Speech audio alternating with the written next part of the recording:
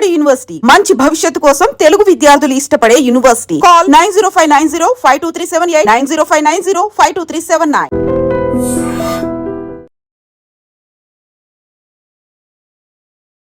అందరికీ నమస్కారం. నేను Swaroopa Potlapalli. Welcome to iDream. ఆదివారం పట్టపగలు నడి రోడ్డు మీద జరిగిన మేడ్చల్ మర్డర్ కేసులో అనేక సంచలన విషయాలు బయటకొచ్చాయి. సొంత తమ్ముడే అన్నను హతమార్చినట్టుగా పోలీసులు వెల్లడించారు.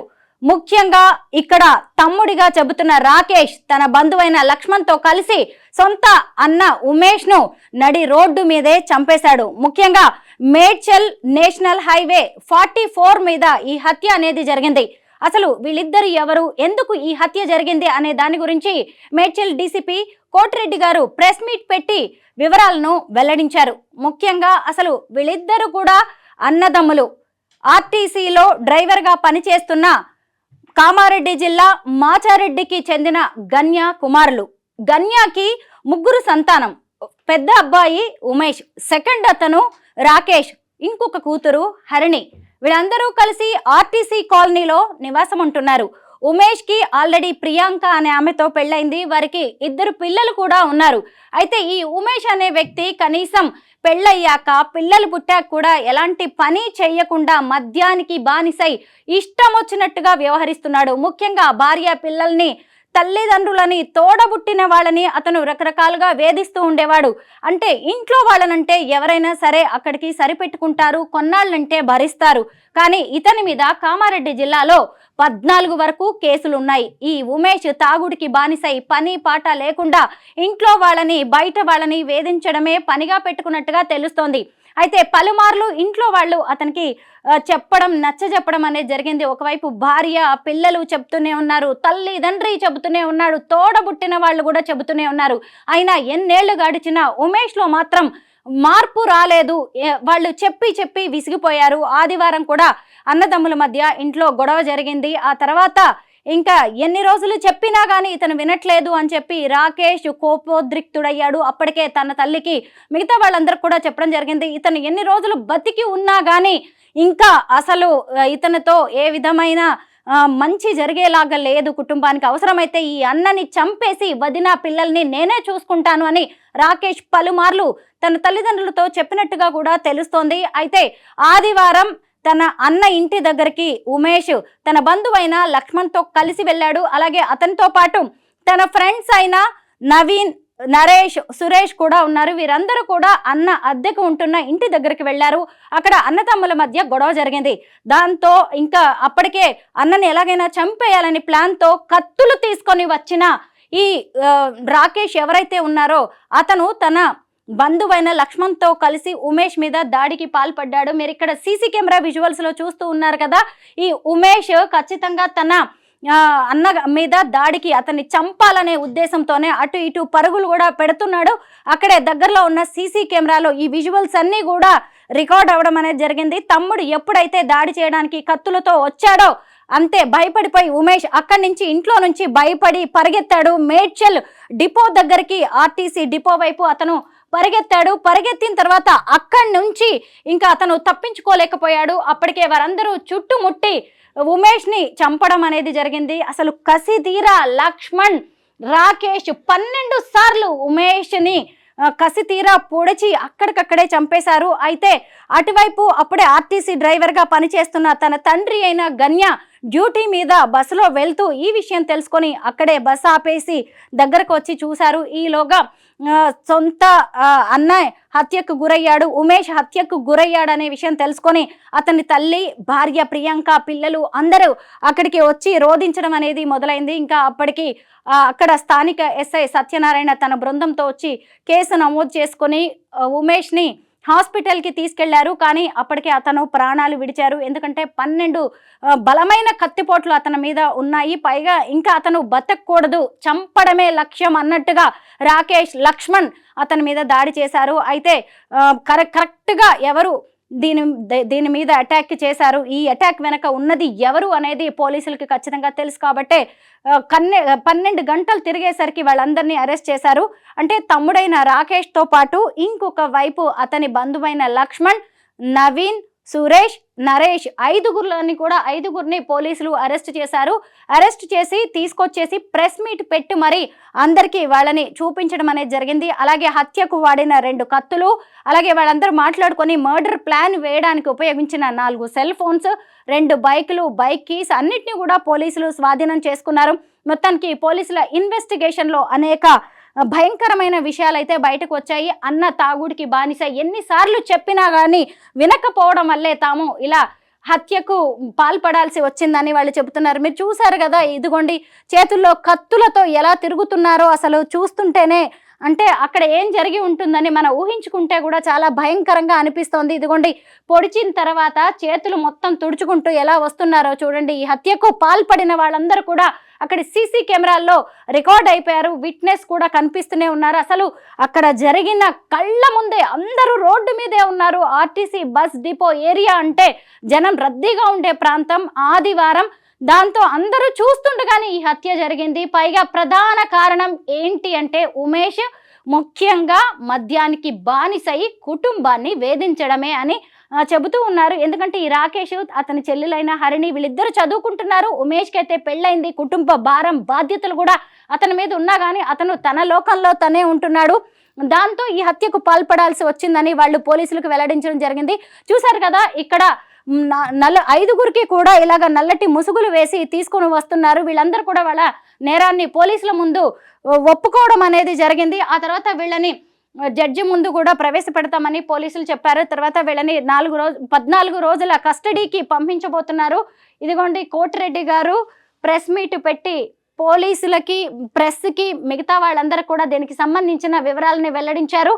అయితే ఇదిగోండి రేపు ఈ హత్య కేసులో ప్రధాన సాక్షులుగా అలాగే ప్రధాన సాక్ష్యాలుగా మారబోతున్నాయి. ఇదిగోండి సెల్ ఫోన్స్, ఈ 4 మర్డర్ ప్లాన్ వేయడానికి ఉపయోగించిన సెల్ ఫోన్స్, హత్య చేయడానికి ఉపయోగించిన కత్తులు, అలాగే అక్కడి నుంచి పారిపోవడానికి ఉపయోగించిన బైకులు, వీటన్నిటిని కూడా పోలీసులు స్వాధీనం చేసుకున్నారు. అయితే ఇంత జరిగిన తర్వాత అక్కడ చూస్తే హతుడు పెద్ద కొడుకు ఉమేష్, హత్య చేసిన నిందితుడు చిన్న కొడుకు రాకేష్. ఇప్పుడు ఆ తల్లిదండ్రుల పరిస్థితి ఎలా ఉంటుందో కూడా మనం అర్థం చేసుకోవచ్చు. అయితే తమ పెద్ద కొడుకు బాధ్యతారాహితంగా తిరిగేవాడు, ఎప్పుడు తాగుబోతుగా మద్యం మత్తులోనే ఉండేవాడని తల్లిదండ్రులు చెప్తున్నాడు. చిన్న కొడుకు రాకేష్ మాత్రం ఎంతో బాధ్యతగా కుటుంబం విషయంలో చక్కగా వ్యవహరించేవాడని తల్లిదండ్రులు చెబుతున్నాడు. ఎన్నిసార్లు చెప్పినా వినకపోవడం వల్ల తమ చిన్న కొడుకు ఈ పనికి పాల్పడ్డాడు అని వాళ్ళు చెప్పుకొస్తున్నారు. అయితే ఇంకొక కోణం కూడా ఇందులో కనిపిస్తుంది. ముఖ్యంగా ఏంటి అంటే అన్నదమ్ముల మధ్య ఆస్తి వివాదాలు కూడా ఉన్నట్టుగా తెలుస్తోంది. ముఖ్యంగా 2 అబ్బాయిలు కాబట్టే ఇంకా ఈ అన్న అనేవాడు ఎలాగో జల్సాలకి బానిసై మద్యానికి బానిసై తిరుగుతున్నాడు కాబట్టి అతన్ని గనక చంపేస్తే ఆ ఆస్తి మొత్తం తనదే అవుతుంది అనే ఉద్దేశంతో కూడా తమ్ముడు రాకేష్ ఈ దారుణానికి ఒడిగట్టినట్టుగా ఇంకొక కథనం వినిపిస్తోంది. కారణాలు ఏమైనా సరే హత్య చేయడం కరెక్ట్ అని ఒక్కరు కూడా ఒప్పుకోరు. ముఖ్యంగా అసలు ఒక వ్యక్తికి ప్రాణం పోసే హక్కు మనకి లేనప్పుడు ఇంకొకరి ప్రాణం తీసే హక్కు ఎక్కడి నుంచి వస్తుంది? హక్కు కాదు, అధికారం కూడా కాదు. అసలు ఎలా దీన్ని ఎవరైనా అంగీకరిస్తారు? సొంత తమ్ముడైనా సరే అన్నని తన దారిలో పెట్టడానికి ఇంకా ప్రయత్నించి ఉండాల్సింది, లేదంటే అతని మానానికి అతన్ని వదిలేసి ఉండాల్సింది. ఎందుకంటే ఈరోజు అతని ప్రాణం పోయింది, దాన్ని తిరిగి వచ్చే అవకాశమే లేదు. ఇంకొన్నాళ్ళు కష్టపడితేనో లేదంటే ఇంకో రకంగా ప్రయత్నిస్తేనో అతను మారే అవకాశం ఉండేది. కానీ అలా కాకుండా ఏకంగా అతని ప్రాణాలే తీశాడు. దీనివల్ల రాకేష్ సాధించింది ఏంటి? ఈరోజు హంతకుడిగా, నిందితుడుగా ఇలా అందరి ముందు నిలబడాల్సి వచ్చింది. అతను ఇలా క్షణికావేశంలో ఒక మర్డర్ చేయాలనే నిర్ణయం తీసుకోవడమే కాదు, ఇంకో 4గురిని కూడా ఈ ఉచ్చులోకి లాగాడు. వీళ్ళందరూ కూడా ప్రైవేట్ ఉద్యోగాలు చేసుకుంటున్న వాళ్ళే. వాళ్ళ కుటుంబాల సంగతి ఏంటి? ఈరోజు హంతకులుగా ఒక వ్యక్తిని, అది కూడా సొంత అన్నని, తోడబుట్టిన అన్నని చంపడానికి ఇలా పథకం వేశారు అంటే రేపు వీళ్ళకి బయటకు వచ్చే అవకాశమే లేదు. ఎందుకంటే ఎక్కడికక్కడ సాక్ష్యాలు కనిపిస్తూనే ఉన్నాయి. వాళ్ళు కూడా నేరాన్ని అంగీకరించడం అనేది మనకి కనిపిస్తూనే ఉంది. దీని ద్వారా తమ్ముడు సాధించిందేంటి? ఆ కుటుంబానికి జరిగిన మంచి ఏంటి? దేనికైనా హత్య అనేది ఎప్పటికీ పరిష్కారం కాదు. ఇప్పుడు వీళ్ళు క్షణికావేశంలో చేసి ఉండొచ్చు, రేపు ఎప్పుడైనా కాసేపు కూర్చున్నప్పుడు ఆ అన్నదమ్ములకి సంబంధించిన ఎన్నో జ్ఞాపకాలు ఉంటాయి, ఎన్నో చిన్నప్పటి నుంచి కలిసి పెరిగిన అనుభవాలు ఎన్నో ఉంటాయి. వాటన్నిటిని గుర్తు చేసుకుంటే అన్నలో ఇన్నాళ్ళు చెడునే చూసిన ఈ తమ్ముడు రాకేష్ ఎప్పుడో ఒకసారి అతనిలో మంచిని కూడా చూసే అవకాశం ఉంది. మరి ఇప్పుడు సరే అన్నని చంపేసి వదిన పిల్లల్ని తాను చూసుకుంటానని తల్లికి మాటిచ్చాడు. మరి అలాంటప్పుడు రేపు తండ్రిని తీసుకురాగలడా? తండ్రి ప్రేమను తీసుకురాగలడా? రేపు వాళ్ళ పిల్లల సంగతి ఏంటి? అతని భార్య సంగతి ఏంటి? సమాజం వారిని ఎలా చూస్తుంది? ఇటు చూస్తే ఒక ఆడ మనిషికి భర్త తోడు లేకుండా పోయింది. ఈరోజు ఒంటరిగా ఆమె ఆ పిల్లల్ని పెంచాల్సిన పరిస్థితి. ఇటు చూస్తే ఆ పిల్లలకి తండ్రి లేని పరిస్థితి. వారి భవిష్యత్ ఎలా ఉంటుంది? రేపు మిగతా చుట్టుపక్కల వారందరూ వారిని ఎలా చూస్తారు? వాళ్ళ నాన్న ఎప్పుడు తాగి తిరుగుతూ ఉండేవాడు, అందుకే సొంత బాబాయే చంపేశాడు, వీళ్ళది ఇలా ఈ చరిత్ర అనుకుంటూ రేపు ఆ పిల్లల మీద, వారి భవిష్యత్ మీద ఇదంతా ఎంత ముద్ర పడే అవకాశం ఉంది? ఎవరైనా దీని గురించి అసలు ఆలోచించారా అంటే అంత దూరం ఎవరు ఆలోచించినట్టుగా మాత్రం కనిపించట్లేదు.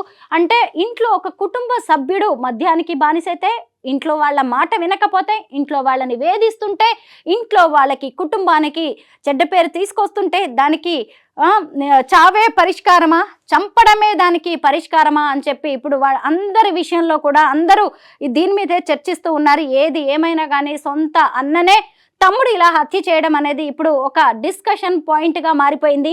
ఈరోజు రాకేష్ చేసింది మంచి పని అని ఎవ్వరు అనే పరిస్థితే లేదు. అంటే చిన్నప్పటి నుంచి కలిసి పెరిగారు ఇద్దరు అన్నదమ్ములు.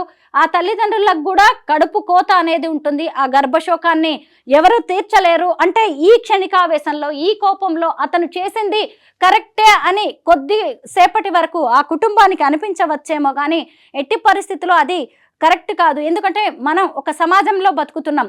మన చుట్టూ ఒక వ్యవస్థ ఉంది, న్యాయ వ్యవస్థ ఉంది, పోలీసులు ఉన్నారు, కోర్టులు ఉన్నారు, చట్టం ఉంది.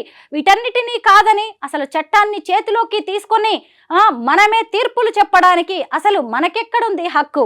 ఇలాగా రాకేష్ చేసింది తనే ఒక జడ్జిలాగా, తనే ఒక న్యాయమూర్తిలాగా తన ఇంట్లో జరుగుతున్న ఒక గొడవలన్నిటికీ పరిష్కారం తన అన్న చావే అనుకోవడమే. అక్కడే తను ఎంత ఇమ్మెచ్యూర్డ్గా ఆలోచించాడు. తన వయసుకి తగినట్టుగా, అంటే రాకేష్ అనే అబ్బాయి ఇంకా చదువుకుంటూనే ఉన్నాడు, ఏవో చిన్న చిన్న ఉద్యోగాలు కూడా చేసుకుంటున్నట్టు ఉన్నాడు. అంటే అన్న చేస్తున్నది తప్పు అని తను అనుకున్నప్పుడు మరి ఇప్పుడు ఈరోజు రాకేష్ చేసింది ఇంకెంత పెద్ద నేరం? ఈరోజు ఉమేష్ చేసింది అక్కడికే తన కుటుంబానికే పరిమితమై ఉండొచ్చు. కానీ ఈరోజు రాకేష్ భవిష్యత్ అనేదే లేకుండా పోయింది. అతని భవిష్యత్ కూడా అంధకారంలోకి వెళ్ళిపోయింది. పైగా అతను తీసుకున్న నిర్ణయం వల్ల మిగతా నలుగురి జీవితాలు కూడా ఎలా అయిపోయాయో మనం ఇప్పుడు చూస్తూనే ఉన్నాం. చూసారు కదా పోలీసులు ఎలా తీసుకొని వస్తున్నారో. ఈరోజు వాళ్ళ కుటుంబాలందరికీ అసలు వీళ్ళకేం సంబంధం? ఉమేష్కి అతను ఒక బాధ్యతారహితంగా ఇంట్లో తిరుగుతూ ఉండొచ్చు, కానీ వీళ్ళందరికీ ఏం సంబంధం? రాకేష్కి సంబంధించిన వ్యక్తులు ఆదివారం అందరూ ఎంతో సంతోషంగా ఏ చికెను మటను వండుకొని సంతోషంగా ఉండే సమయంలో ఈ ఇంట్లో మాత్రం ఒక మర్డర్ జరిగింది. అది కూడా నడి రోడ్డు మీద. ముఖ్యంగా ఈ రాకేష్ ఏమనుకున్నాడు? అన్న చేస్తున్నది తప్పు అని ఇతను చంపాలి అనుకున్నప్పుడు రేపు తాను చట్టానికి, పోలీసులకి, అందరి ముందు తాను దోషిలాగా సమాజం ముందు కూడా నిలబడాల్సి వస్తుందని ఎందుకు ఆలోచించుకోలేకపోయాడు? దీని ద్వారా తాను సాధించేదేంటి, తన కుటుంబానికి ఇచ్చేది ఏంటి అని ఎందుకు ఆలోచించుకోలేకపోయాడు? ఇవన్నీ ఆలోచించాడు, కానీ తాను అంత తొందరగా పోలీసులకు దొరుకుతాను అనుకున్నట్టు లేడు. అంటే తప్పించుకోవచ్చు చట్టం నుంచి, పోలీసుల నుంచి అనుకుని ఇలా ఆవేశంలో ఈ హత్య చేసినట్టుగా అయితే కనిపిస్తుంది. మొత్తం మీద పోలీసులు మాత్రం, మేడ్చల్ పోలీసులు ఈ కేసుని చాలా సీరియస్గా తీసుకున్నారు. ఇలాంటి ఘటనలు ఇంకెక్కడ జరిగినా కానీ వెంటనే తమ దృష్టికి తీసుకురావాలని, అలాగే డయల్ 100కి పోలీసులకు వెంటనే కాల్ చేయాలని చెప్పి డీసీపీ గారు విలేకరుల సమావేశంలో చెప్పారు. నిజమే కదా, మన చుట్టూ ఉన్న మనుషులు అందరం కూడా ఇలాంటివి జరుగుతున్నప్పుడు ఖచ్చితంగా బాధ్యతగా వ్యవహరించాల్సి ఉంటుంది. ఎందుకు అంటే ఇప్పుడు ఈ ఇద్దరు వ్యక్తులు కత్తులతో దాడి చేస్తూ పరిగెత్తిస్తూ ఉన్నారు. మనం సీసీ కెమెరా విజువల్స్లో కూడా చూస్తూ ఉన్నాం. అవతల వెళ్ళే వ్యక్తి ప్రాణ భయంతో, ఇంకా ప్రాణ తీపితో ఎంత పరుగులు తీసి ఉంటాడు. ఆ టైంలో చుట్టుపక్కల వాళ్ళందరూ చూస్తూనే ఉన్నారు. నడి రోడ్డు మీదే ఈ హత్య జరిగింది, కానీ ఎవరు ఆపే ప్రయత్నం చేయలేకపోయారు. ఎందుకంటే దుండగుల చేతుల్లో పెద్ద పెద్ద 2 కత్తులు ఉన్నాయి. ఒకవేళ మన దగ్గరికి, మన మీదికి వస్తే మనం ఏం చేయగలం? మన ప్రాణాలు కాపాడుకోవడమే ముఖ్యం అన్నట్టుగా అందరూ చుట్టుపక్కల వాళ్ళు ప్రేక్షకుల్లా నిలబడి అదంతా చూస్తూనే ఉన్నారు తప్ప ఎవరు ఆపే ప్రయత్నం కూడా చేయలేదు. అయితే దీన్ని ఉద్దేశించే పోలీసులు చెప్పడం జరిగింది, ఇలాంటి ఘటనలు ఏం జరుగుతున్నా కానీ వెంటనే తమ దృష్టికి రావాలని, పైగా పౌరులుగా మీరందరూ కూడా స్పందించాలి అని డీసీపీ గారు చెప్పడం అనేది జరిగింది. ఇంకొక వైపు ఈ కేసుని చాకచక్యంగా కొన్ని గంటల్లోనే ఛేదించిన ఈ పోలీస్ సిబ్బందిని కూడా ఆయన అభినందించడం అనేది జరిగింది. పైగా రివార్డుల కోసం, అవార్డుల కోసం వారి పేర్లను కూడా పంపిస్తున్నామని చెప్పారు. మొత్తం మీద ఈ ఎపిసోడ్లో మాత్రం నిజంగా ఏ మాత్రం ఒక్కటి కూడా హర్షించదగిన పాయింట్స్ కానీ ఇది కరెక్ట్ అనడానికి సంబంధించిన విషయం కానీ ఏది కనిపించట్లేదు. కారణాలు ఏవైనా కానీ ఎవరికి కూడా మరో వ్యక్తిని హత్య చేసే అధికారం, హక్కు లేవు. ముఖ్యంగా ఇలా ఆస్తి గొడవలో లేదంటే మద్యానికి బానిస ఈ చాలా చిన్న చిన్నవి, రేపు కాకపోతే ఎల్లుండి కాకపోతే మరొక రోజు భవిష్యత్తులో వాళ్ళు మారే అవకాశం ఉంటుంది. అంత మాత్రానికే ఎవ్వరూ కూడా ఇలా ప్రాణాలు తీయకూడదని పోలీసులు కూడా చెబుతూ ఉన్నారు.